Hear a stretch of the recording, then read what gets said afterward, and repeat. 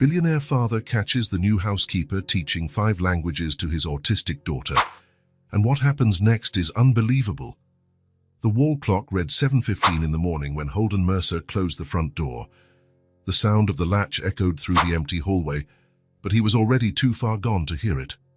His mind was already racing to the first meeting of the day, to the reports he needed to review, to anything that would keep his thoughts occupied. Inside, on the second floor, Tessa was awake.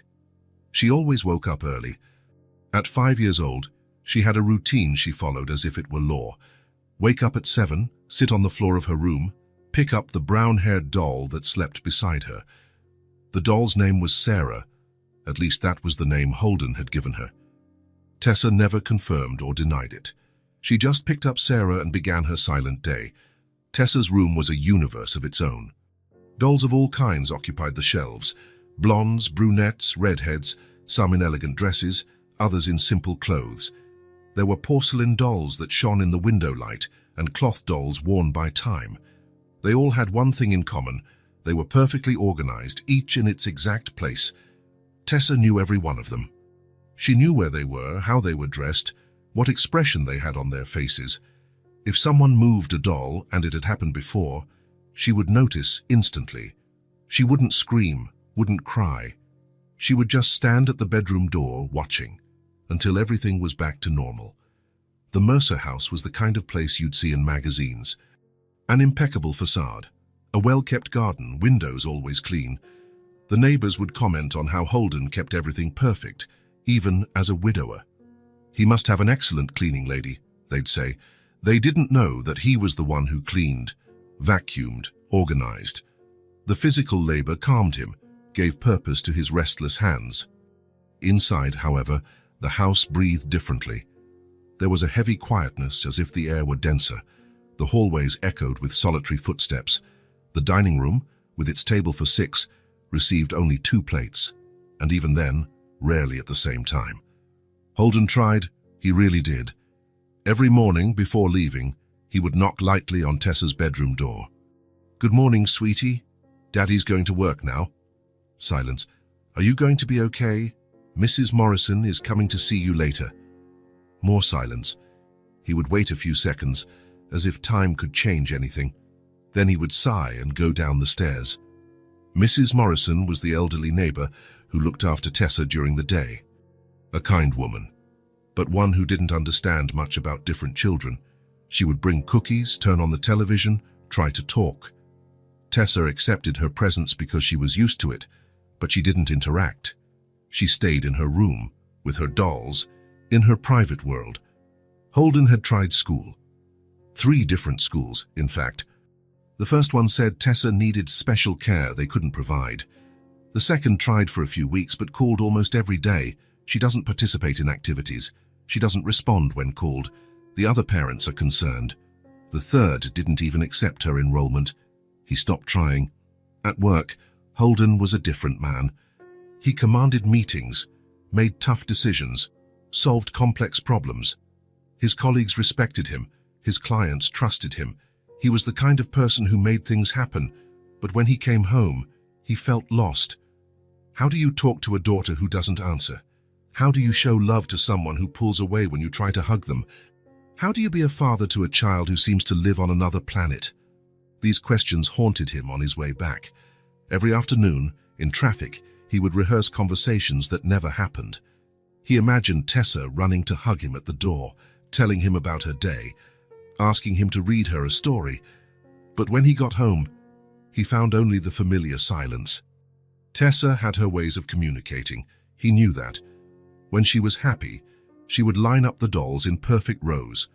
When something bothered her, she would turn them all to face the wall. When she was hungry, she would go down to the kitchen and stand in front of the refrigerator.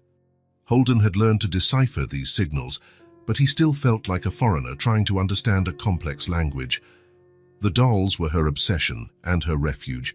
She would comb their hair carefully, adjust their dresses, whisper things only they could hear.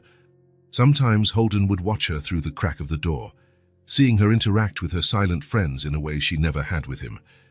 There were nights when he would lie awake, listening to the sounds of the house, The ticking of the clock, the hum of the refrigerator, the distant noise of cars on the street. And from upstairs, very softly, Tessa's voice talking to her dolls. Loose words, incomplete sentences, conversations that only made sense in her private world. He had already lost his wife to a cruel illness that came all too quickly. After that, he started living on autopilot. Work, home, work, home.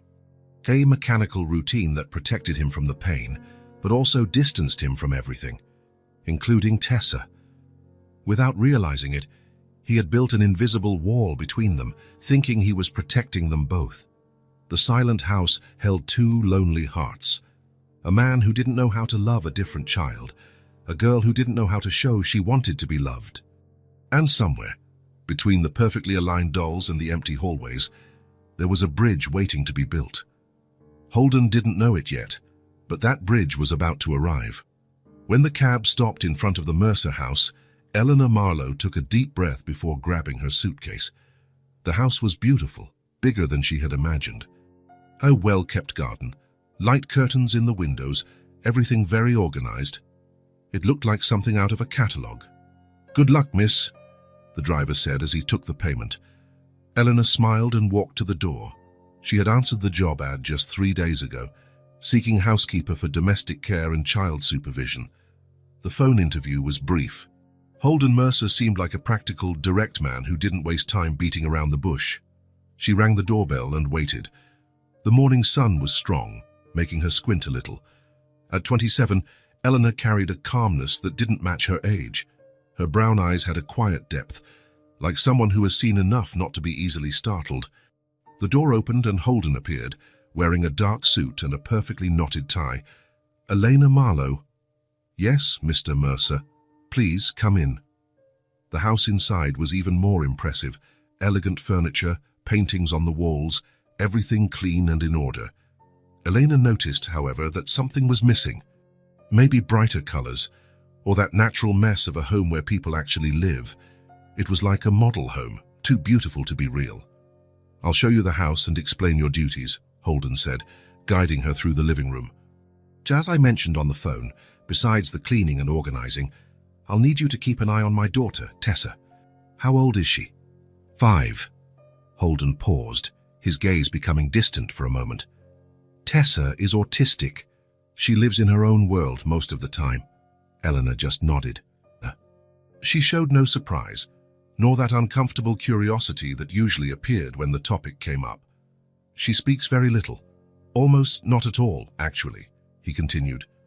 "She doesn't go to school and spends most of her time in her room. Mrs. Morrison, our neighbor, has been looking after her while I work, but she's getting too old for it." Holden showed her the kitchen, the laundry room, the dining room.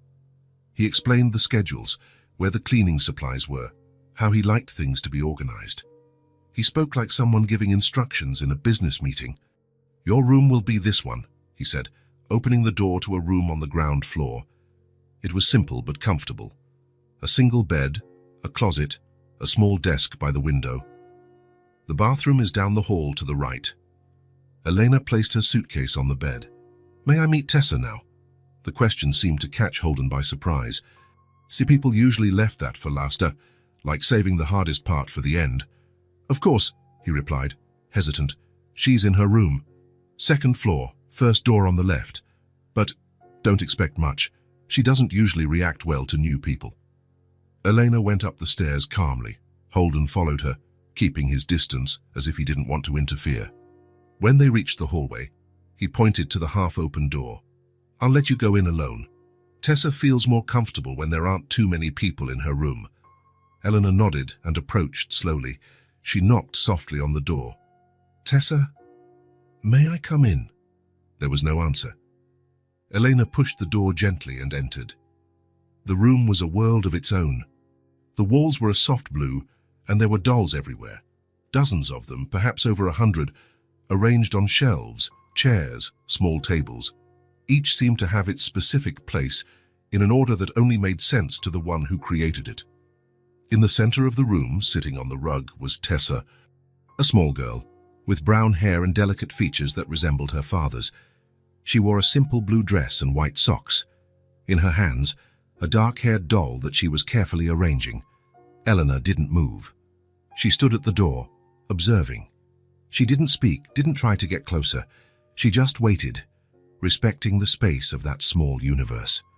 Tessa continued playing, as if Elena weren't there. But something in her eyes, a quick glint that appeared and vanished, showed that she had noticed the presence. "Hello, Tessa," Elena said finally, her voice low and calm. "My name is Elena. I'll be working here in your home." Tessa didn't respond. She picked up another doll, one in a red dress, and placed it next to the first one. Elena realized she wasn't ignoring her presence. She was just following her own rhythm, absorbed in her private world. There was something fascinating about the way Tessa moved. Every gesture was precise. Every movement had a purpose. There were no wasted actions. Eleanor watched as the girl arranged the dolls in patterns that seemed random, but certainly had a special meaning for her. "Your dolls are very beautiful," Eleanor commented, without expecting a reply. Contrary to what Holden had said, Tessa showed no discomfort with the new presence. She didn't pull away, didn't turn her back, didn't show signs of distress. She continued her activity, as if Elena were just a natural part of the environment. After a few minutes, Elena left the room silently, closing the door carefully. Holden was waiting for her in the hallway, a look of surprise on his face. "She didn't get agitated," he said, more as a statement than a question. "No," Elena replied. "She seems very focused on what she's doing." "That's unusual. She usually gets upset when someone new enters her room." Elena just smiled. Maybe she was having a good day. They went down the stairs together. Holden checked his watch. "I need to go to the office.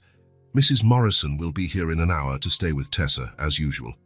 Starting tomorrow, you'll take over completely." "Does she always stay in her room?" Elena asked. "Almost always," Holden replied, picking up his briefcase. "Sometimes she comes down for something to eat, but she goes right back.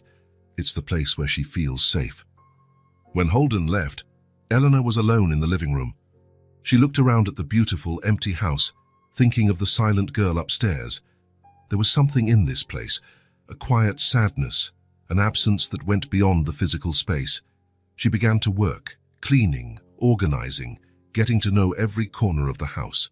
From time to time, she would stop and look up at the ceiling, imagining Tessa in her world of dolls. She wouldn't try to force a connection. That would come naturally with time. Elena knew that some flowers only open when they feel it's safe. The Mercer house needed more than cleaning. It needed life. And maybe, Elena thought, that was exactly why she was here. A week had passed since Elena's arrival. The Mercer house already showed small changes. The vases had fresh flowers. The windows were left open longer, letting in the morning breeze. Holden had noticed the difference but hadn't said anything. He just nodded in approval when he saw the new arrangement on the dining table. Elena adapted quickly to the routine. She woke up early, prepared breakfast, organized the house. Holden left for work at 7:30. Always formal, always on time. Tessa would come down around 8, eat some cereal or toast, and then go back to her room, to her dolls, to her world. In the first few days, Elena respected the girl's space. She didn't try to force conversations, didn't insist on playing. She was just present, attentive, available. When she entered the room to bring a snack or make the bed, she would talk to Tessa normally, without expecting answers. "It's a beautiful day outside. The roses in the garden are blooming." Or, "I put some apple juice and cookies on your little table. You can have them whenever you want." Tessa didn't respond verbally, but Elena noticed that little by little, the girl was watching her more. It wasn't a direct gaze. It came from the corner of her eye, like sunbeams peeking through clouds, brief, shy, but present. On Thursday of that week, while tidying Tessa's room, Elena decided to try something different. The girl was sitting in the middle of the rug, as always, playing with 3 dolls she had positioned in a semicircle. She seemed to be having a silent conversation with them, moving her lips slightly from time to time. Elena approached carefully, kneeling at a respectful distance. She picked up one of the pillows that had fallen from the bed and, as she placed it back, said casually, "Hola, Tessa." The word floated in the air like a colorful soap bubble. Elena didn't look directly at the girl. She continued arranging the pillows, giving her time and space. After almost a minute of silence, the surprise came. "What's that?" Tessa's voice was soft, a little hoarse, as if not used often. Elena turned slowly, not showing any shock, although her heart had quickened at the unexpected response. "It's hi in Spanish," she replied naturally, a way to say hello in another language. Tessa looked at her dolls, then at Elena. Her eyes, a deep brown like her father's, held a cautious curiosity. "Do you know more of those words?" The question came so directly, so clearly, that Elena almost forgot she was talking to a child who, according to Holden, almost never communicated. "Yes," she answered with a calm smile. "I know many words in many different languages. Do you want to learn?" Tessa didn't answer immediately. She looked at the doll in her lap, a redhead with a green dress, as if consulting it. Then, without looking up, she gave a small, affirmative nod. It was a shy yes, almost imperceptible, but it was there. Elena sat on the rug, maintaining a comfortable distance. She didn't want to invade Tessa's space or make her feel pressured. "In English, we say hello," Elena began, with clear, slow pronunciation. "In French, it's bonjour. In Italian, ciao." Tessa listened attentively, her eyes never leaving her doll. After a moment, she repeated softly, "Hola, hello, bonjour, ciao." Her pronunciation was surprisingly accurate, as if each word were a small gem she examined carefully before putting away. "Very good," Elena said with calm enthusiasm. "And there's also a way to say hello without using your voice." Tessa finally looked at her, curious. Elena raised her open hand near her face and waved slightly. "In ASL, American Sign Language, we can say hello like this. It's how people who can't hear or speak talk." The girl watched the movement intently, as if memorizing every detail.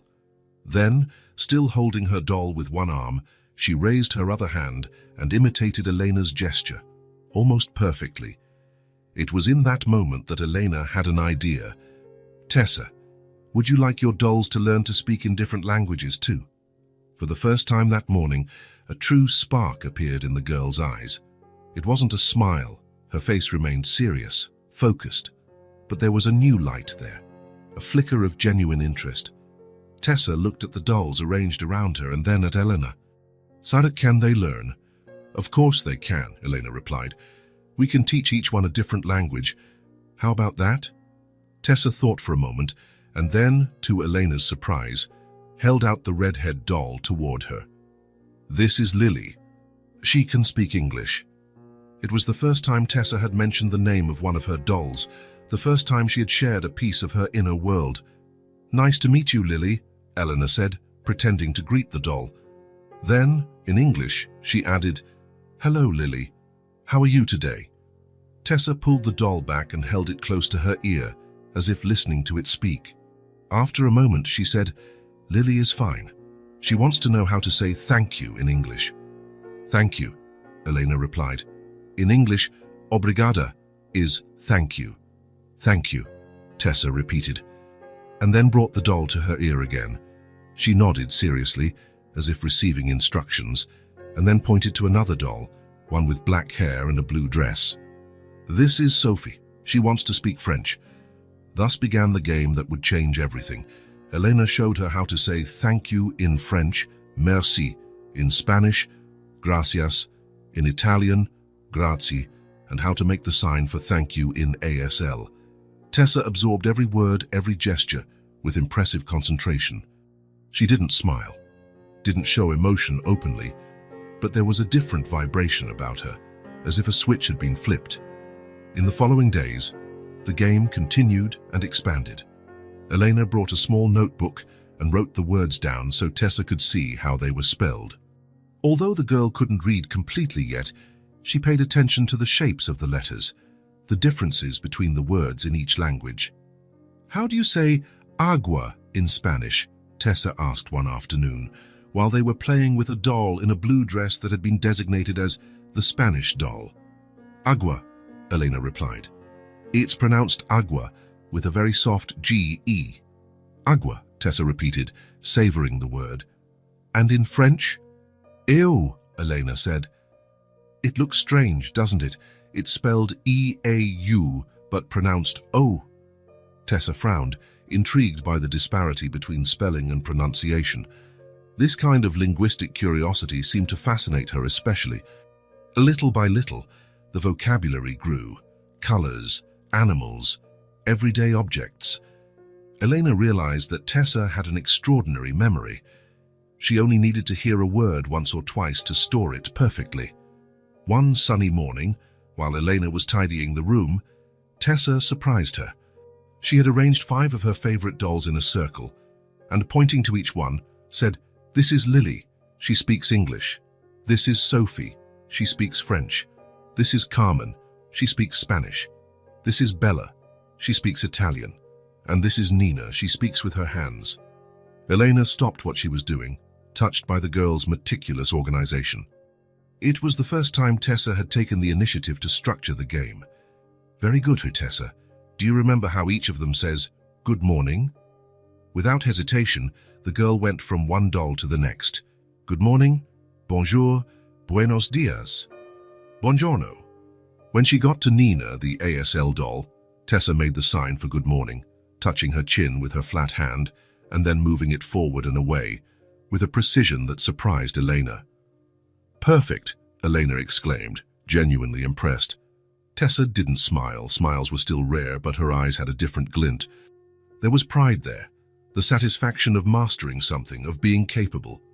One afternoon, while Elena was folding some clothes on the dresser, Tessa asked something that caught her off guard. "Why do you know so many languages?" It was the first personal question the girl had asked. Elena sat on the edge of the bed, thinking about the best way to answer. "When I was little, about your age, my family traveled a lot. My father worked in international business. We lived in different countries, and I needed to communicate with other children, so I started learning." Tessa absorbed the information in silence, as she did with everything. After a moment, she asked, "Did you have many friends?" There was something in the question, a curiosity that went beyond the words, a desire to understand what it was like to connect with other people. "A few," Elena answered honestly. "Not many, because we moved frequently. But in each place I found someone I could talk to. Sometimes, just trying to speak their language was enough to make them open up to me." Tessa looked at her dolls, scattered on the rug, each representing a language, a world, a possibility. "My dolls are my friends," she said in a low voice. "They understand when I talk to them." "I'm sure they do," Elena agreed. "And now they can understand you in several different languages." At the end of that week, Elena decided to take it a step further. She brought small colored stickers and suggested they mark each doll according to its language. Blue for French, red for Spanish, green for English, yellow for Italian, and purple for ASL. Tessa accepted the idea with contained enthusiasm. She carefully placed the stickers on each doll's foot, then organized them into groups by language. It was a way to bring order to her new knowledge, to classify and categorize, something that seemed to bring her a sense of security. The language game became part of their daily routine. In the morning, after breakfast, and in the afternoon, before snack time. Elena kept the sessions short, always mindful of Tessa's energy level. When she noticed signs of fatigue or overload, a more distant look, stiffer movements, a tendency to withdraw, she would gently end the activity, without pressure. "I think the dolls are tired from so much learning today," she would say naturally. Let's let them rest a bit." This sensitivity to Tessa's rhythm was crucial. The girl never felt pressured, never felt inadequate. The learning happened on her time, in her way. On a particularly quiet afternoon, while they were practicing colors in Italian, something extraordinary happened. Tessa, holding her Italian doll, said, "Rosso is red, verde is green, blue is blue." Then, looking directly at Elena, a rare, intentional gaze, she completed, "Io sono Tessa, tu sei Elena." It was a complete, correct sentence in Italian. "I am Tessa. You are Elena." Elena felt a lump in her throat. It wasn't just the fact that Tessa had formed a complete sentence in another language. It was the content of the sentence, the affirmation of identity, the recognition of the connection between them. "Io sono Elena," she replied softly, "and I am very happy to be here with you." Tessa didn't respond with words. She just kept looking at Elena for a few more seconds, a time that for her seemed immense, before returning her attention to the dolls. But something had changed. A door had been opened, not thrown wide, just ajar, enough for a ray of light to pass through, illuminating possibilities that once seemed impossible. That night, while tidying the kitchen after dinner, Elena heard Holden go upstairs to say goodnight to his daughter, as he did every night. It was usually a silent ritual. He would go in, tuck her in, sometimes read a story, even without getting a response, and then leave. This time, however, something different happened. She couldn't hear clearly, but there was a murmur, an exchange of words. And when Holden came downstairs, his face had an expression Elena hadn't seen yet. Surprise, contained emotion, hope. "Tessa told me, 'Buenas noches,'" he commented, standing at the kitchen door, as if he still couldn't believe it. "In Spanish?" Elena smiled, continuing to put away the dishes. "We've been learning some words in other languages." She's never done that before," Holden said, his voice betraying the emotion he was trying to control. "Spoken spontaneously, I mean, especially at night, when she's tired." Elena just nodded, understanding the significance of that small moment. "Languages are doors, Mr. Mercer," she said finally. "And sometimes, when one is closed, another might be open." Holden looked at her for a long moment, as if seeing her for the first time. "Thank you," he said simply, before retreating to his office. In her room, alone with her dolls, Tessa quietly repeated the new words she had learned, savoring each sound, each meaning. She felt different. She couldn't name the feeling. She didn't yet have enough words in any language for that, but it was good. It was as if, suddenly, her world had gotten bigger, more colorful, safer. October arrived, bringing with it a subtle change in the air. The leaves on the garden trees were beginning to turn shades of red and gold. Inside the Mercer house, another transformation, deeper and more significant, continued to blossom. Every morning, following a routine that had established itself naturally, Eleanor would go upstairs around 8 o'clock, carrying a tray with Tessa's breakfast. The girl who used to wait quietly in her room was now often sitting at the top of the stairs, hugging one of her dolls, usually Lily, the English doll, or Nina, the ASL doll. "Bonjour, Tessa," Eleanor would say upon seeing her. "Bonjour," the girl would reply, her eyes following Elena's every move as she climbed the last few steps. It was a simple but meaningful ritual. The waiting in itself was a sign of change. Tessa, who once seemed indifferent to people's comings and goings, now anticipated the moment she would see Elena. One morning, something new happened. When Elena reached the top of the stairs, Tessa stood up and, without warning, held out her hand. A small gesture, but an extraordinary one for a child who avoided physical contact. Eleanor took the offered hand naturally, as if it were something they always did, and together they walked to the room. From that day on, the gesture was repeated. Not always. There were days when Tessa was more withdrawn, more absorbed in her inner world, but often enough to become part of their routine. Tessa's small hand in Elena's, a vote of confidence renewed each morning. "Como se dice estrella in Italiano?" Tessa asked one afternoon, while arranging her dolls in a circular pattern on the floor. "C'est Stella," replied Elena, who was folding some clothes on the dresser. "Stella," Tessa repeated, savoring the word. "And in French?" "Étoile, étoile," the girl echoed. Then, picking up a doll in a silver dress that she rarely used in their language games, she said, "This is Stella. She can speak all the languages of the stars." It was the first time Tessa had created a new character for the language game. Elena smiled, delighted by the girl's imagination. "All the languages of the stars? That must be a lot of languages." Tessa nodded seriously. "The stars are very old. They've seen everything. They know all the words." There was something poetic in the observation, a depth that was surprising. It wasn't the first time Elena had noticed flashes of a unique intelligence in Tessa, a different and special way of seeing the world. "What do you think the stars would say if they could talk to us?" Elena asked, sitting on the floor near Tessa, but not too close. Tessa thought for a long moment, her face concentrated. "They would say, 'Don't be afraid of the dark. We are here.'" The answer touched Elena in a way she hadn't expected. It was more than a beautiful sentence. It was a glimpse into Tessa's heart, of how she saw the world, of her own fears and comforts. "That's very beautiful, Tessa." "And very true." The girl just nodded, returning her attention to her dolls, but something had been shared between them, something precious and fragile like a shooting star. The next day, after lunch, Tessa did something unprecedented. She came downstairs on her own, looking for Eleanor, who was in the laundry room organizing clothes. "Elena," she called from the doorway, her voice low but clear.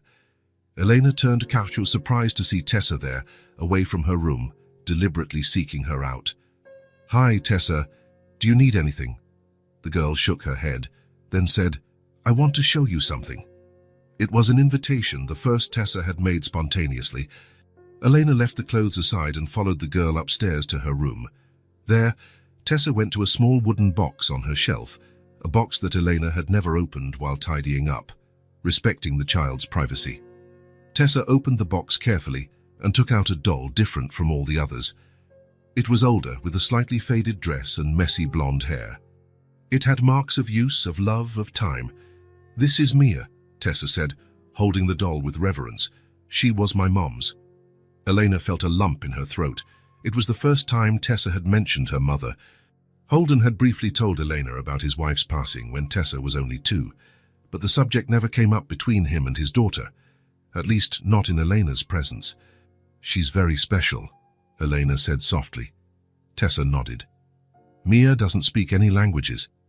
She only listens." There was a simple wisdom in those words, an intuitive understanding of grief, of the silence that is sometimes necessary. "Sometimes, listening is the most important thing," Elena agreed. Tessa looked at the doll for another moment, then held it out to Elena. "Oh, you can hold her." It was more than offering a doll. It was sharing a memory, a connection, a part of herself that Tessa kept protected from the world. Eleanor accepted Mia carefully, honored by the trust placed in her. "Thank you for showing me Mia," Eleanor said. "It's an honor to meet her." Tessa watched as Elena held the doll with respect, without judgment, without invasive questions. After a moment, she took Mia back and placed her carefully in the box. "She liked you," she said simply. In the days that followed, the bond between Tessa and Elena continued to strengthen, in small but significant ways. Tessa began to seek out Elena when she was excited about a new word she had learned. She started sharing her observations about the world, brief, sometimes enigmatic comments, but always genuine. "The rain is speaking Italian today," she said one morning as they watched a light storm fall outside the window. "Why do you think so?" Elena asked, curious. "Because it's soft and pretty, like Italian words." It was the kind of poetic connection Tessa often made, links between sounds, sensations, and languages that reflected her unique way of processing the world. Most notable, however, was how Tessa sought Elena's presence. Not in a dependent or anxious way, but with a quiet confidence, a genuine desire to be near. When Elena sat in the living room to read during her free time, Tessa would sometimes come down with a book or a doll and sit silently at the other end of the sofa. They didn't necessarily talk. They simply existed in the same space, comfortable with each other's presence. It was a kind of intimacy Tessa had never shown with anyone but Holden, and even with her father, the connection seemed different. With Elena, there was a spontaneous quality, an active choice to seek proximity, not out of need or obligation, but out of genuine desire. One afternoon, while Eleanor was organizing some books on the living room shelf, Tessa surprised her with a question, "Are you going to leave someday?" The question, asked in a low but clear voice, made Eleanor stop what she was doing and turn to the girl who was sitting on the floor with her dolls. "Why are you asking that, Tessa?" The girl shrugged, a rare gesture for her. "How do people leave?" There was a sad wisdom in that simple observation, the early understanding of a child who had already experienced loss. Elena sat on the floor, near Tessa, but not too close. "I really like being here with you," she answered honestly. "I have no plans to leave." Tessa processed the information in silence, her face serious. After a moment, she stood up, walked over to Elena and, in a gesture she had never made before, lightly rested her head on her shoulder. It was just for an instant, brief, fleeting, precious, before she returned to her dolls. But it was enough. In that small gesture was everything: trust, affection, connection. A real bond, built not on need or convenience, but on mutual acceptance and respect. That night, while tidying the kitchen after dinner, Elena reflected on the transformation she had witnessed in Tessa over these months. It wasn't a dramatic or complete change. Tessa was still an autistic child, with her peculiarities and challenges. There were still difficult days, moments of withdrawal, occasions when the world seemed too much for her, but there was also a new openness, a willingness to explore, to connect. With Elena, Tessa had found not just a language teacher, but someone who saw her, truly saw her, without expectations or judgments. Someone who understood that her silence was not absence, but a different form of presence. And in that safe space, Tessa was, little by little, finding her own voice. The 3 o'clock meeting was cancelled without notice. Holden looked at the empty slot in his schedule and hesitated. Normally, he would fill that time with other tasks, other reports, other calls. The office was his refuge, the place where he knew exactly what to do and how to act. At home, things were different, less controllable, more complicated, but something pushed him that afternoon. Maybe Eleanor's small comments about Tessa's progress, maybe the memory of his daughter saying buenas noches a few weeks ago, maybe just an intuition that he was missing something important. "I'm leaving early today, Diane," he told his assistant. "Move anything urgent to tomorrow." The drive home had never seemed so short. The traffic, by some miracle, was flowing smoothly. The sky was clear with a few sparse clouds, and the autumn sun created golden patterns on the car's dashboard. Holden parked in front of the house at 3:40. It was strange to see his house at that time of day, different. The shadows fell at angles he wasn't used to seeing, revealing details that usually went unnoticed. The small bird's nest in the corner of the eaves, the varied colors of the garden flowers, the texture of the wooden door. He entered quietly, without announcing his arrival. The house was quiet, but not with that heavy silence he used to find.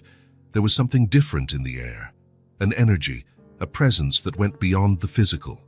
From the stairs came a soft sound, voices, one deeper, adult, the other high-pitched, childish, both speaking in French. Holden went up the steps slowly, following the voices to Tessa's room. The door was ajar, and he stood there, watching without being seen. What he witnessed left him breathless. In the middle of the room, sitting on the rug, were Eleanor and Tessa. Between them, 5 dolls formed a perfect circle. Each doll had a small colored sticker on its foot, and Tessa was pointing to them one by one, saying something in different languages. "Bonjour, je m'appelle Sophie," she said, holding the doll in the blue dress. Her pronunciation was clear, precise. "Très bien," Elena replied with an encouraging smile. "And how does Sophie ask, 'How are you?'" "Comment ça va?" Tessa answered without hesitation. "Perfect. And now, what would Carmen say?"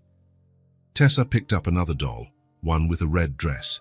"Hola, me llamo Carmen. ¿Cómo estás?" Elena clapped softly. "Excellent. And Bella?" "Ciao, mi chiamo Bella. Come stai?" The sequence continued. Tessa moved on to the doll in the green dress, speaking in English, and then to the last one, making precise gestures with her hands.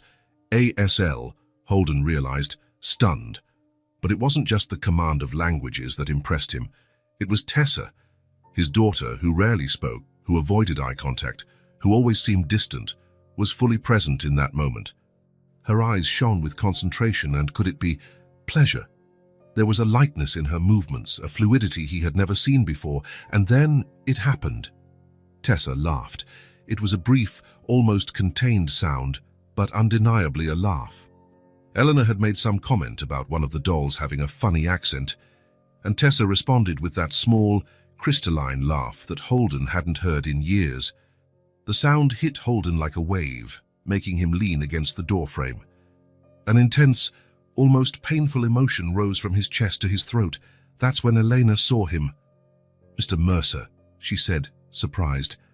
"Sass, we didn't hear you come in."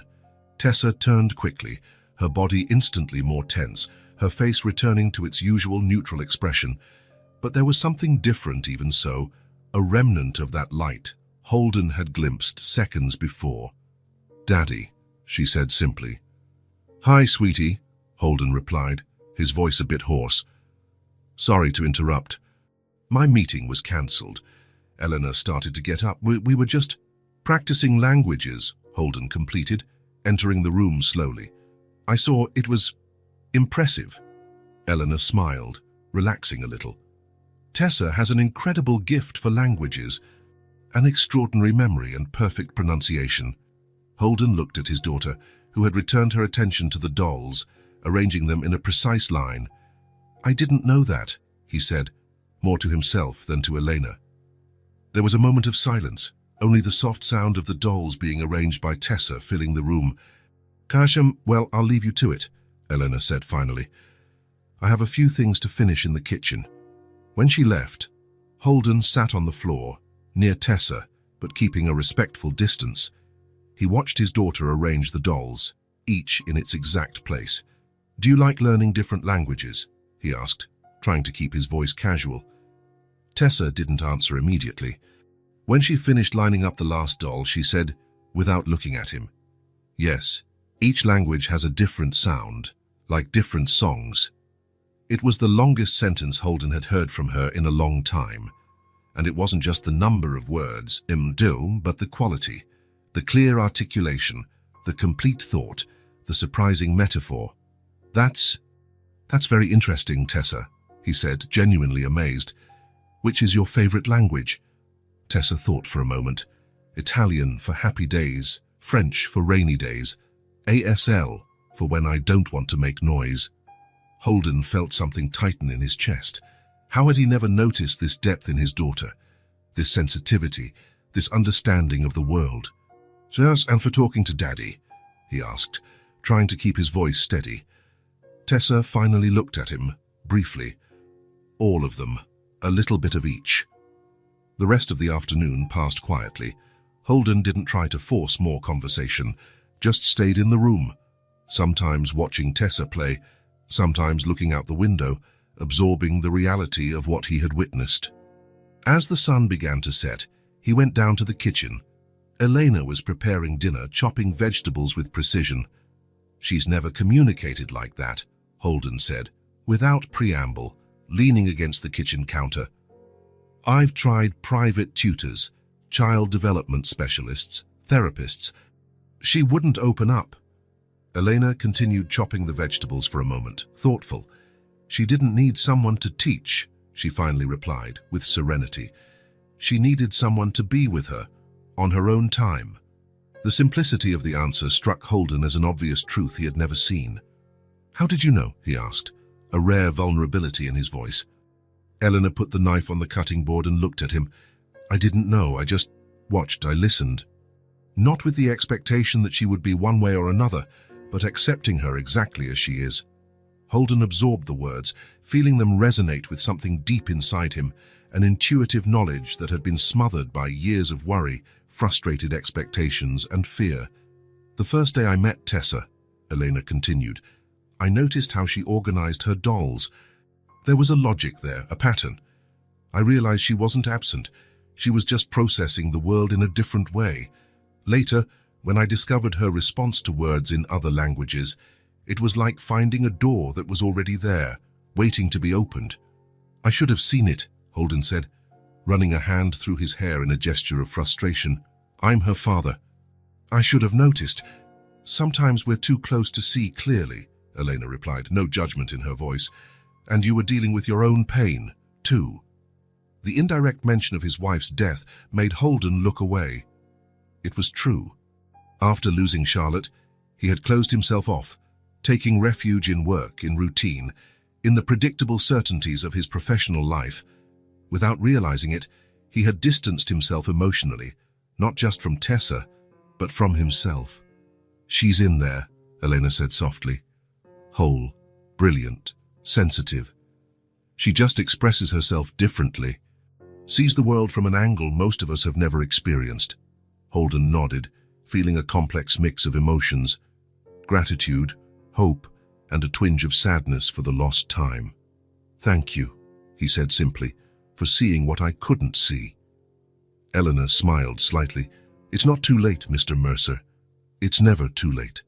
That night, dinner was different. Holden, Tessa, and Elena sat together at the table, something that rarely happened, as Tessa usually ate in her room. The conversation didn't flow like in conventional families, with questions about the day and shared stories. But there was a presence, a silent connection that hadn't existed before. At one point, Tessa looked at her plate and said, "Carrot, zanahoria." "Carota, carrot." "Carrot in 4 languages," Holden observed. Impressed, Tessa nodded, pleased with herself. Then, pointing to her glass, she continued, "O, agua, aqua, water." It was her way of participating, of being present, of connecting through the language she had discovered. Later, while Elena was washing the dishes and Tessa had already gone up to her room, Holden remained seated at the table, lost in thought. For the first time in a long time, he felt something different growing inside him, something he had forgotten: hope. The days following Holden's discovery were marked by a subtle change in the Mercer house. The air seemed lighter, the walls less distant, the silences less heavy. Holden began to adjust his schedule, leaving the office earlier when possible, delegating some responsibilities he had previously considered exclusively his. His first attempt at connection was clumsy, like a dancer who has long forgotten the steps. On Saturday morning, he entered Tessa's room carrying a small box. "Good morning, sweetie, I brought you something." Tessa, sitting on the floor with her dolls, didn't look up. Her body grew slightly tenser, her shoulders more squared, as if protecting herself from something. Holden hesitated, then placed the box on the floor at a respectful distance. "They're cards with words in different languages. I thought you might like them." It was a set of colorful flashcards he had found in an educational toy store. Each card had a word in English, Spanish, French, German, and Italian, with small illustrations. Tessa didn't move to get the box. She continued arranging her dolls, as if Holden wasn't there. "Well, I'll leave it here," he said, trying to hide the disappointment in his voice. "If you want, we can look at them together later." He left the room feeling defeated. In the hallway, he ran into Elena, who was carrying clean sheets. "She needs time," Elena said softly. "New routines are hard."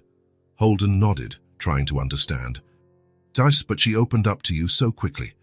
"Every relationship is different," Elena replied, "and the relationship between you two has its own history, its own layers. Give her time, and give yourself time." In the following days, Holden kept trying, not intrusively or desperately, but with small, consistent gestures. He would spend a few minutes in Tessa's room, sometimes just sitting by the window reading a book, offering his presence without demanding anything in return. Other times, he would comment on something outside, a bird in the garden, the particularly blue sky, the first autumn leaf falling. Tessa didn't respond verbally, but Holden began to notice small changes. She no longer moved away when he entered. Sometimes she would watch him out of the corner of her eye. Once, when he mentioned seeing a squirrel in the yard, she briefly stopped what she was doing, a sign that she had heard, that his words had penetrated her world. On a rainy Tuesday, Holden arrived home at 4 in the afternoon, wet and a little annoyed by the slow traffic. He went upstairs to change and, passing by Tessa's room, saw the door ajar. She was there, as always, organizing her dolls. But something caught his attention. The box of flashcards, previously untouched, was open. The cards were spread on the floor, arranged in some kind of pattern that only made sense to her. He said nothing, just watched for a moment, feeling a wave of emotion he couldn't quite name. There was hope in it, mixed with a little sadness for the lost time, and a touch of fear, of failing, of not being enough, of not knowing how to be the father Tessa needed. The following Saturday, Holden woke up early and made breakfast, something he rarely did. When Elena entered the kitchen, she seemed surprised to find him at the stove. "Good morning, Mr. Mercer. You're up early." "I thought I'd try something different," he replied, flipping a pancake with surprising skill. Tessa used to like pancakes on Saturdays. When she was younger, Elena smiled, sensing the importance of the gesture. "Need any help?" "No, thank you. I want to do this myself. Could you please call Tessa when it's ready?" 20 minutes later, the table was set. Golden pancakes, maple syrup, freshly cut fruit, orange juice. Holden had even placed a small vase of flowers in the center of the table, yellow daisies, simple but cheerful. Eleanor went upstairs to get Tessa, while Holden waited, as nervous as a teenager before a first date. He heard footsteps on the stairs, Tessa's light ones, Elena's firmer ones, and took a deep breath. Tessa stopped at the kitchen entrance, her eyes quickly scanning the room, registering the changes to the usual routine. For a moment, Holden feared she would turn around and go back upstairs. Instead, after a few seconds, she walked to the table and sat in her usual chair. "Good morning, Tessa," Holden said, trying to keep his voice casual. "I made pancakes. Do you still like pancakes?" Tessa looked at the plate in front of her. Then, without looking up, she said in a low voice, "Panqueques, crepe, pancakes, fritel." It was her way of saying yes, through the languages that now formed her bridge to the world. Holden smiled, feeling a lump in his throat. Exactly. In 4 languages. Breakfast passed in relative silence, but it was a different kind of silence. Not heavy or uncomfortable, just quiet. Eleanor occasionally joined the conversation, serving as a sort of natural facilitator between father and daughter. When Tessa needed something, like more syrup, she didn't ask directly, but Eleanor noticed and suggested, "Tessa, can you ask your dad?" In Italian, maybe? After a moment of hesitation, Tessa looked briefly at Holden and said, "Sciroppo, per favore." "Prego," Holden replied, passing the syrup with a smile, grateful for the small interaction.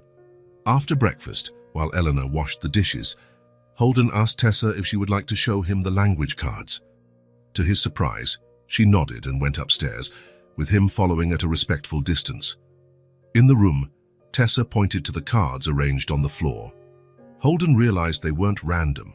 They were grouped by categories: animals, colors, household objects, foods. "You organized them," he observed, impressed. "That's a very clever system." Tessa didn't reply, but sat on the floor near the cards. After a moment of hesitation, Holden did the same, maintaining a distance he knew was comfortable for her. "Which is your favorite category?" he asked. Tessa reached out and touched the animal cards. "You like animals?" A small affirmative nod. "So which one is your favorite?" Tessa thought for a moment, then picked up the card with the image of a butterfly. "Butterfly?" Holden read. "Mariposa, papillon, Schmetterling, farfalla." "Farfalla," Tessa repeated, her voice almost a whisper. "In Italian, it sounds like flapping wings." The observation surprised Holden. It was poetic, sensitive, revealing a perception of the world he had never imagined his daughter possessed. "You're right," he said, genuinely impressed. "Farfalla. It really does sound like flapping wings." They stayed there, looking at the cards, with Holden occasionally asking about one word or another, and Tessa answering briefly, usually with a single word or short phrase. It wasn't a fluid or conventional conversation, but it was a connection, small, fragile, but real. The days turned into weeks. October moved on, with its cold mornings and golden afternoons. Holden maintained his new routine, coming home earlier whenever possible, participating in moments with Tessa, observing and learning. One afternoon, he found Elena and Tessa in the room, practicing languages with the dolls, just as he had seen on that first revealing day. He stood at the door, not wanting to interrupt, just watching the interaction between them. And how would Nina say, "I'm happy" in ASL? Elena asked, referring to the doll that represented sign language. Tessa made a gesture with her hands, brushing them upwards against her chest in a circular motion, the sign for happy or joy. "Perfect," Elena praised. "You learn so fast." It was then that Tessa noticed Holden at the door. There was a moment of hesitation, a brief freezing in her posture. Then, to his surprise, she picked up one of the dolls, the one in the green dress, which he knew represented English, and held it out to him. "This is Lily," Tessa said. "She speaks English. Do you want to hold her?" The gesture was simple, but its meaning was immense. It was an invitation, an opening, a hand extended across the chasm that had formed between them over the years. It was Tessa saying, in her own way, "You can come into my world." Holden felt his eyes sting.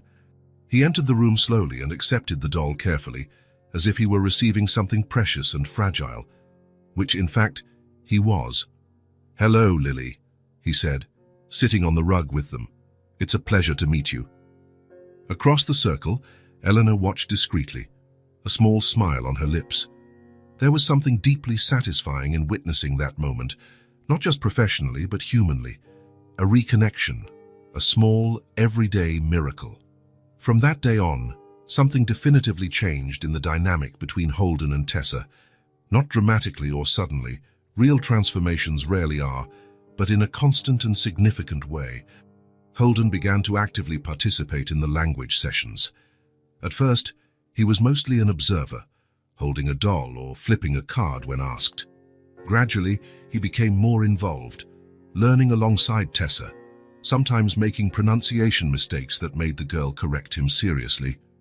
"It's not bonjour, Daddy. It's bonjour," she would say, emphasizing the correct sound. He accepted the corrections with humility, realizing that these small moments of role reversal, where she was the teacher and he the student, seemed to give Tessa a confidence he had never seen before. One evening, while Holden was reading a report in his office, he heard a light knock on the door. It was Tessa, holding a children's book he hadn't seen in years. "Can you read?" she asked, her voice small but clear. Holden felt a wave of emotion so intense that for a moment he couldn't answer. That book, The Little Prince, had been a gift from Charlotte. Before her illness, before everything changed, she used to read to Tessa every night. "Of course," he finally replied, putting down the papers. "Shall we go to your room?" Tessa shook her head. "Here." She climbed into the extra chair in the office, settling in with the book. Holden realized she wanted to be in his space, a reciprocity for the invitation she had extended earlier. He began to read, his voice initially unsure, then gaining confidence. Tessa listened attentively, occasionally pointing to an illustration or word. When they reached the famous line about seeing with the heart, she said, "Le cœur voit mieux que les yeux." "What does that mean?" Holden asked, surprised. "It's the same sentence in French," Tessa explained. "Yeah, the heart sees better than the eyes." Holden looked at his daughter with renewed admiration. There was a wisdom there, a depth he had never realized, or perhaps had never allowed himself to see. On weekends, they established new routines, pancakes on Saturdays, short walks on Sundays, usually just in the garden or the nearby park, where Tessa could watch birds and insects. Eleanor often accompanied them, serving as a bridge when communication became difficult, suggesting words when Tessa seemed to be searching for a way to express herself. One afternoon, as they were returning from one of these walks, Holden commented to Eleanor, "I always thought she was limited somehow, that her autism prevented her from understanding, from feeling, from connecting." Eleanor watched Tessa a few steps ahead, squatting to examine a small yellow flower growing between the cracks in the sidewalk. "She isn't limited," she replied softly, "just different. Her brain processes the world in a way most of us don't understand. But that doesn't mean it's less valid, less profound, or less meaningful." Holden nodded, watching his daughter with new eyes. "I think I was expecting her to adapt to my world," he said, more to himself than to Elena, "when I should have been the one to find a way into hers." "It's not too late for that," Elena replied. It's never too late to truly know someone we love. That night, after Tessa had gone to sleep, Holden lay awake, thinking about everything he had discovered in recent weeks. His daughter was not who he thought she was. She was infinitely more complex, more interesting, more capable. The problem had never been her, but rather the lens through which he viewed her. He thought of Charlotte, of how she had always insisted that Tessa had her own light, her own way of being in the world. "She just dances to the beat of a song we can't hear," she used to say. At the time, he had interpreted this as a poetic way of accepting his daughter's limitations. Now he realized it was actually a profound wisdom about Tessa's unique nature. For the first time in years, he allowed himself to feel completely the pain of Charlotte's loss, the guilt for having emotionally distanced himself from Tessa, the fear of failing as a father, but also the renewed hope, the gratitude for a second chance, the admiration for the extraordinary daughter he was finally getting to know for real. The next day, as he passed Tessa's room before leaving for work, he paused a moment longer than usual. "Have a good day, sweetie." To his surprise, Tessa looked up at him and replied, "Bonne journée, papa." A wish for a good day in French, followed by the word papa, not the formal daddy she occasionally used, but the affectionate papa, laden with an intimacy he hadn't heard in years. It was with this word resonating in his heart that Holden left to face the day, knowing that whatever professional challenge lay ahead, nothing would be as important as what he was building at home, a reconnection, a bridge, a way back to his daughter's heart. As winter approached, the days grew shorter and the nights longer. The Mercer house, once so silent, now seemed to breathe with a new life. Laughter was rare, but it existed. Conversations were still brief, but meaningful. And there was music, not just what occasionally played on the kitchen radio, but the more subtle melody of the three inhabitants of that house learning to harmonize their lives. Tessa continued to blossom. Her vocabulary in various languages grew daily, and with it, her confidence. There were still difficult moments, days when sounds seemed too loud, colors too intense, the world too complex. Days when she would retreat to her room, seeking the familiar comfort of her dolls and routines. But even in those moments, there was a difference. She was now able to communicate when she needed space, when things became too much. Troppo, she would say in Italian, too much. And both Holden and Elena would respect it, backing off, giving her the time she needed to process, to rebalance. On a particularly cold Friday night, after Tessa had gone to sleep, Holden found Elena in the living room.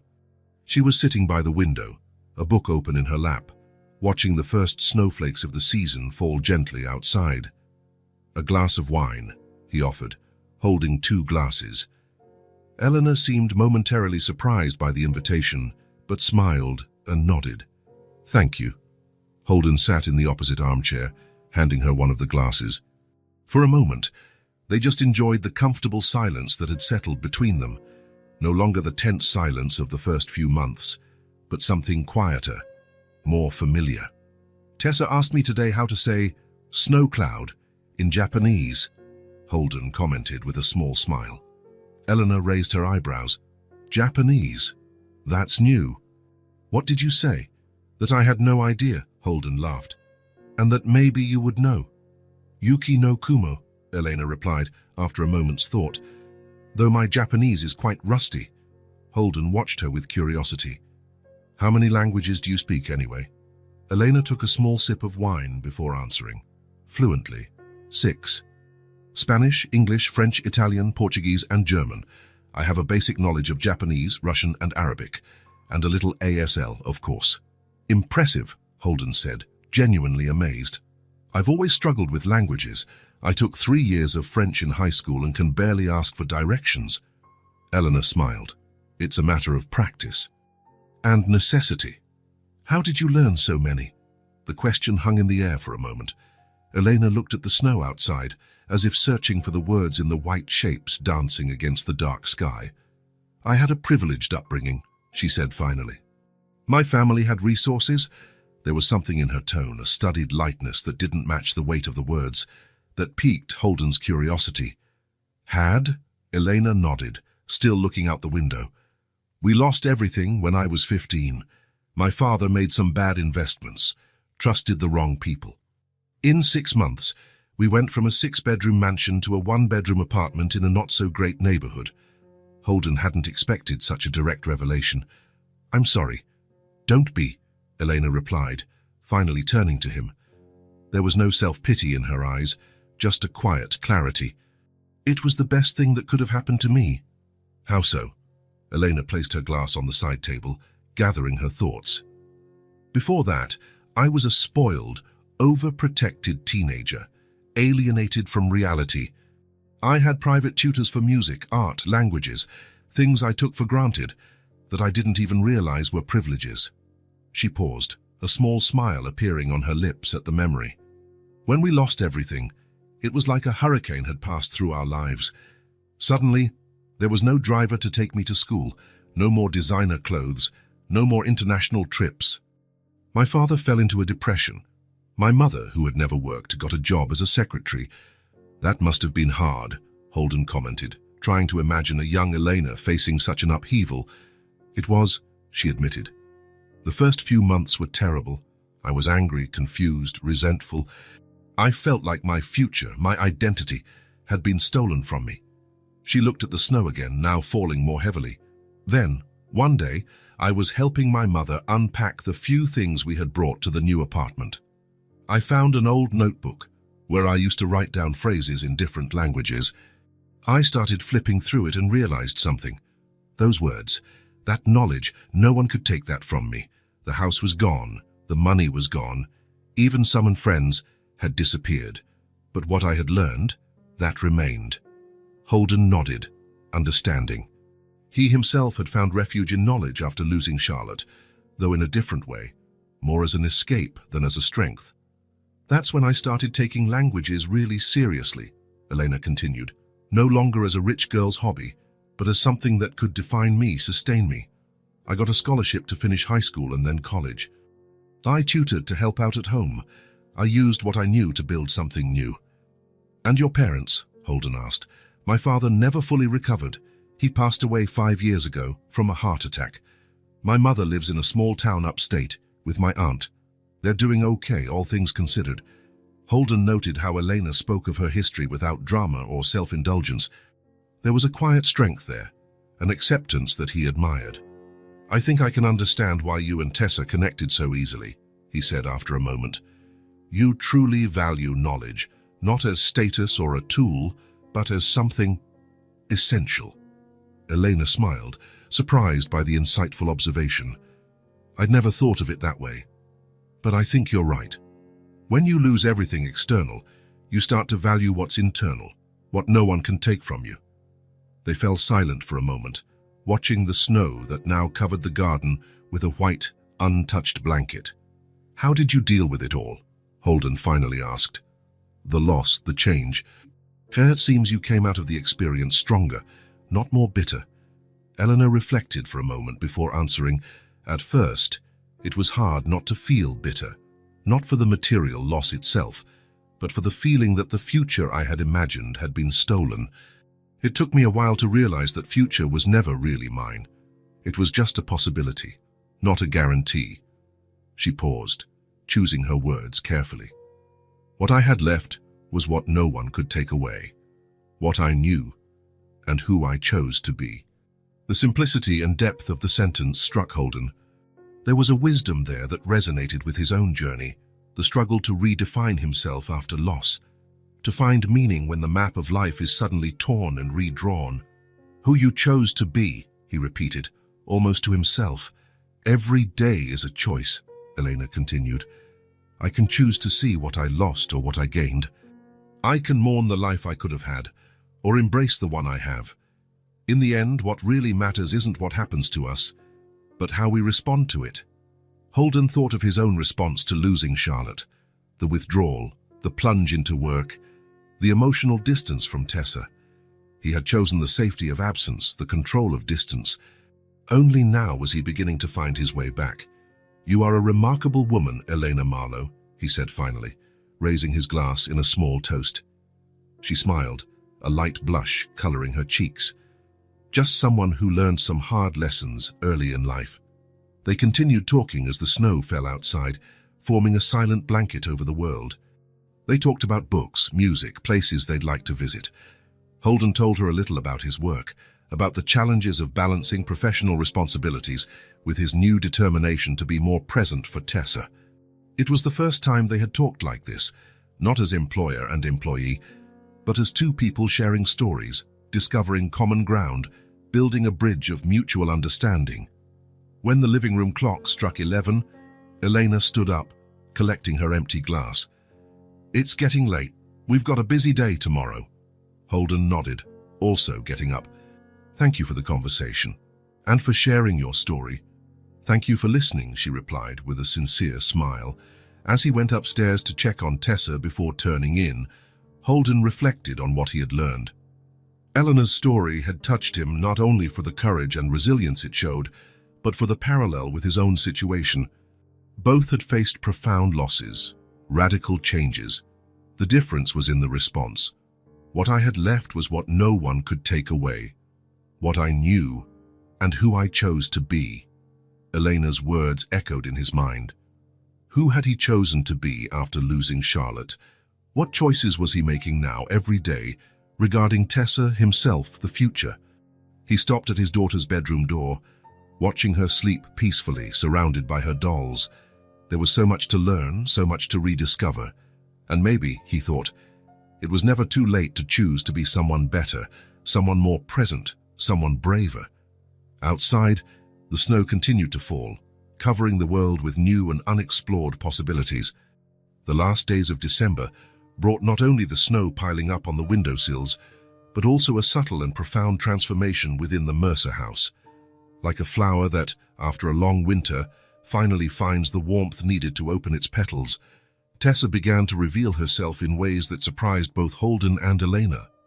On one particularly sunny morning, while they were having breakfast, Tessa was watching the birds flocking to the feeder Holden had installed in the garden. Suddenly, without warning, she said, "Los pájaros tienen hambre." They are looking for food, Nella Neve.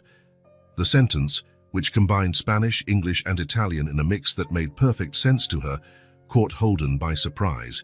He glanced at Elena, who smiled softly, showing no sign of alarm. "Yes, they are hungry," Holden replied, following the natural flow of the conversation. "Winter makes it hard for them to find food." "Voglio aiutare," Tessa said. "I want to help him," in Italian. Then, looking directly at her father, she added in English, "Can I feed them?" "Of course," Holden replied, adopting the language his daughter had chosen. "I will do it together after breakfast." A small smile appeared on Tessa's face, still rare, still contained, but genuine. There was something else there, something beyond the words. There was pleasure. Pleasure in the connection, in the communication, in the ability to express a desire and be understood. These small interactions began to become more frequent, small everyday miracles that brightened the days. Tessa still preferred silence much of the time, still needed her space and her routines. But now there were windows that opened, moments when she chose to connect, using multiple languages as bridges to the outside world. One afternoon, while Eleanor was helping her with a new puzzle, Tessa said suddenly, "J'aime quand tu souris." Eleanor, surprised by the statement, "I like it when you smile," in French, replied, "Et j'aime quand tu parles." Tessa thought for a moment, then said, "I like words. They have, how do you say, different shapes in your mouth." It was the longest and most complex sentence Elena had ever heard her say in English, not just for its structure, but for its content, a reflection on language itself, a metacognition that revealed the depth of Tessa's mind. "Texture," Elena suggested. "Words have different textures." "Yes, texture." Tessa tested the word, savoring it. "Italian is soft, French is round, Spanish is fast." She paused. "English is pointy." Elena laughed, delighted by the perfect description. "And Portuguese," Tessa reflected, her face serious in concentration. "Portuguese is, I like dancing." That was precisely it, a description that few adult linguists could formulate so succinctly, capturing the musical, flowing essence of the language. That's a brilliant observation, Tessa, Elena said, genuinely impressed. The girl didn't respond verbally, but her eyes shone with acknowledgement, with the satisfaction of being understood. On another occasion, during dinner, Holden talked about a difficult meeting at work. He was explaining a complex problem when he noticed Tessa watching him intently. "You're upset," she said, surprising him with the emotional observation. "A little," Holden admitted. "It was a tough day." Tessa thought for a moment, then said, "Cuando estoy triste, Elena me enseña palabras bonitas." Holden looked at Elena, who translated softly, "When I'm sad, Elena teaches me beautiful words." "It's true," Elena confirmed with a smile. "Our beautiful words help chase the sadness away." Tessa got up from her chair, went to the kitchen drawer where Elena kept the language cards, and came back with one. She handed it to Holden. "Esperanza," she read, pointing to the Spanish word. "Hope," she continued, indicating the English equivalent. "Espoir, speranza, Hoffnung." Hope in 5 languages, offered as a gift like a balm. Holden felt a lump in his throat. "Thank you, Tessa. Those are very beautiful words." Tessa's transformation went beyond the words that now flowed more freely. There was a new quality to her presence, a sparkle in her eyes, a lightness in her movements. Small laughs that occasionally escaped when Eleanor told a funny story or when one of the dolls said something amusing in their language game. One Saturday morning, Holden found her in the garden, kneeling in the snow, touching the ice crystals that had formed on the leaves of a bush. "Diamonds, Freud's," she said, looking up at him. "Cold diamonds." "That's a perfect description," Holden replied, crouching beside her. "The snow speaks in whispers," Tessa continued, surprising him with the poetic metaphor. "You have to be very quiet to hear it." Holden fell silent, listening to the light crunch of the flakes that were still falling. Tessa was right. There was a language there, subtle, almost imperceptible, that could only be heard by those who truly paid attention. In that moment, looking at his daughter, her serene face, her bright eyes, her small hands exploring the world with curiosity, Holden felt an emotion so profound he could barely breathe. Tessa was so alive, so present, so herself. "You are extraordinary," he said, the words escaping before he could stop them. Tessa looked at him, a faint expression of surprise on her face. "I'm just me," she replied simply, before turning her attention back to the snow. But that was exactly what made her extraordinary in Holden's eyes, the fact that finally, after so long, she was simply herself. Without masks, without walls, without the constant need to hide or adapt. In her own house, Tessa finally felt safe to be who she was, heard, respected, welcomed by her own home. At night, after Tessa had gone to sleep, Holden found Elena in the living room, organizing some materials for the next day. "Yes, she's really flourishing," he commented, still marveling at what he had witnessed in the garden. "It's incredible, isn't it?" Elena agreed, her eyes shining. "The way she combines languages now, it's not confusion, it's creativity. It's like she's created her own dialect." "And it's not just the language," Holden said. "It's her whole demeanor, more open, more connected." Elena nodded. "She feels safe now, understood." "Because of you," Holden said. "Because of us," Elena corrected. "You've been a wonderful father, Holden.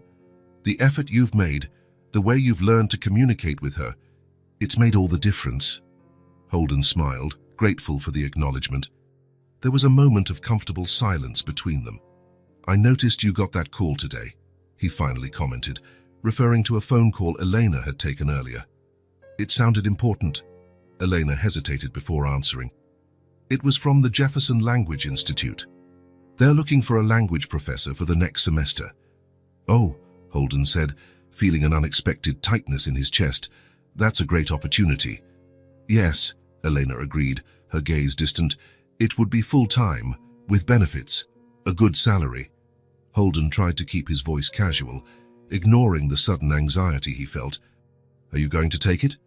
"I don't know," she answered honestly. "I asked for a few days to think about it."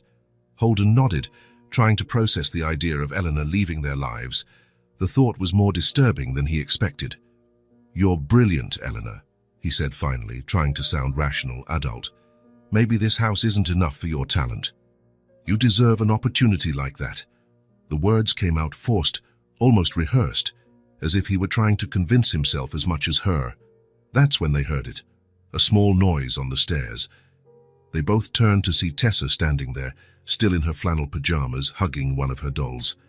Her eyes were wide, fixed on them, and her body seemed tense, alert. Tessa, Holden said, surprised. What are you doing awake, sweetie? Did you have a nightmare? Tessa didn't answer the question. Instead, she walked toward them, her steps determined, her eyes never leaving her father's face. She stopped in front of him, her small body straight, her shoulders back, a posture Holden had never seen on her before. If she leaves, she began, her voice clear and firm, without any hesitation, I won't speak to you anymore. The sentence hit Holden like an electric shock. It wasn't just the content, a clear statement of intent, a line drawn in the sand, but the delivery, direct, emotional, resolute. There was no confusion of languages, no metaphors or analogies, just a raw truth, expressed with a firmness he had never imagined his shy, withdrawn daughter could demonstrate. Tessa, he began, unsure how to respond, but the girl wasn't finished. She looked at Elena, then back at her father. She understands me, she said, the words coming out with a palpable intensity. She listens to me, for real. Holden felt his eyes sting. The simplicity of the words carried an implicit accusation that hit him deeply. For years, he hadn't really listened, hadn't really understood his daughter, not in the way she needed. Eleanor stood up and approached Tessa, kneeling to be at her eye level. Tessa, don't worry, she said softly. I haven't made any decision, and even if I decided to take the job, we could still see each other. I wouldn't be going far away. But Tessa shook her head, refusing the consolation. It wouldn't be the same, she said, her voice lowering slightly, but still firm. You belong here, with us. The simple statement held a world of meaning. It wasn't a childish whim or emotional manipulation. It was a deeply felt truth, expressed with surprising clarity. Holden looked at his daughter as if seeing her for the first time. There she was, standing in his living room, defending what she believed in, expressing her feelings without fear. The transformation was extraordinary, not because Tessa had become someone different, but because she was finally allowing herself to be fully who she had always been. And then he understood. It wasn't about talent or professional opportunities. It wasn't about teaching or learning languages. It was about presence, about being seen, heard, understood. About love, in its purest, most fundamental form. You're right, Tessa, he said finally, his voice thick with emotion. Elena belongs here, with us. Tessa's eyes met his, a direct, intentional, rare contact, and he saw there not just determination, but also vulnerability, fear, the awareness of what was at stake. I'll talk to her, he promised. We'll find a solution, together. Tessa held his gaze for another moment, as if assessing the sincerity of his promise. Then, apparently satisfied, she nodded slightly. Je veux qu'elle reste, she said. I want her to stay, in French. Then, without another word, she turned and went upstairs, leaving the adults in a silence heavy with meaning. The next morning, after a night of reflection, Holden asked Elena to meet him in his office. She entered with a serene expression, but he noticed the subtle tension in her shoulders. I spent the night thinking about the Jefferson Institute, he began. Holden, He held up a hand, gently asking her to let him continue. It's a wonderful opportunity. And you deserve every door that opens for you. He paused, gathering his thoughts. But I have a different proposal to make. Elena watched him attentively, curious. I would like you to stay, not as a nanny or a tutor, but as Tessa's official educator. Elena blinked, surprised. Official educator? Yes. You'd have a salary comparable to what the Institute is offering, benefits and more flexible hours. Holden smiled slightly. And you could continue the work you're already doing so brilliantly, helping Tessa develop her unique potential. Are you offering me a position you just invented? Elena asked, a mix of amusement and emotion in her voice. "I'm offering a formal recognition of what you already are to us," Holden replied with sincerity. "An essential part of our family." The word hung between them, laden with meaning. It wasn't just a job offer, it was an invitation to something deeper, more permanent. "And the institute?" Elena asked. "Maybe we can find a middle ground. You could teach a few classes there, maintain your connection to the academic world, but your main focus would be Tessa." Elena looked out the window at the snow-covered garden where Tessa was now playing, building a small sculpture with the fresh snow. "She's extraordinary, isn't she?" she said softly. "Yes," Holden agreed, following her gaze. "And I almost lost that." "I almost lost her." Elena turned to him, her eyes shining. "I accept your proposal, Holden, on one condition." "What is it?" "That you understand, I'm not here to fix Tessa. She doesn't need to be fixed. She never did." Holden nodded, understanding the depth of what Elena was saying. "I know that now. She just needed to be seen. Truly seen." When they told Tessa the news, her reaction was subtle but revealing. A small smile, a glint in her eyes, and a simple phrase that mixed, as was her custom, different languages. "Notre famille, nossa familia, nuestra familia." Our family, in 3 different languages. A simple truth expressed in Tessa's unique way. In the weeks that followed, the Mercer house, once so silent and empty, began to pulse with a new life. It wasn't a loud or dramatic transformation. There were still silences, still moments of introspection, but they were comfortable, chosen silences, not imposed by fear or misunderstanding. Tessa still spoke little, but what she said with clarity and purpose. Each word now seemed like a conscious gift, no longer a painful effort or an obligation. And Holden learned, day by day, to listen not only to what his daughter said, but how she said it, the rhythms of her communication, the pauses as meaningful as the words. Elena set up an office in the spare room, where she planned lessons and occasionally received students from the institute for tutoring. Tessa often joined these sessions, absorbing new languages, new expressions, expanding her linguistic universe with an ease that impressed everyone. One January afternoon, as a light snow fell outside, Holden found Tessa and Elena in the living room, laughing together as they practiced some kind of game with the multilingual dolls. He paused at the door, not wanting to interrupt, just observing the scene. Tessa was different, not drastically, not in a way a stranger might notice, but profoundly, in ways that only someone who truly knew her could perceive. There was a subtle confidence in her movements, a fuller presence in her gaze. She was, finally, at home, not just in the physical sense, but in her own being. When Tessa noticed him standing at the door, she didn't withdraw as she would have months before. Instead, she looked up and said, with her characteristic mix of languages, "Viens jouer avec nous, papa, come play with us." A simple invitation, offered without hesitation, a bridge extended, a heart opened. Holden smiled and joined them on the floor, accepting the doll Tessa offered him, Nina, the one that represented sign language. It was perfect, he thought. They were all learning new ways of communication, new languages of the heart. That night, after Tessa fell asleep, Holden stood for a moment longer by her bed, observing her serene face. The dolls were arranged around her, like silent guardians of her dreams. He thought of Charlotte, of how she had always insisted that Tessa had her own light, her own way of being in the world. "She doesn't need to be like everyone else," she used to say. "She needs to be exactly who she is." Charlotte was right, as she almost always had been. Tessa didn't need to be fixed. She needed to be seen. And it was in Elena's gentle silence that she found her voice, and in Holden's finally open arms, she found the father she had always been waiting for. The Mercer house, so empty after Charlotte's departure, so silent during the years of grief and distance, was now breathing again. The walls, once cold, now held echoes of conversations in multiple languages, of unexpected laughter, of deep and true connections. Father and daughter were connected.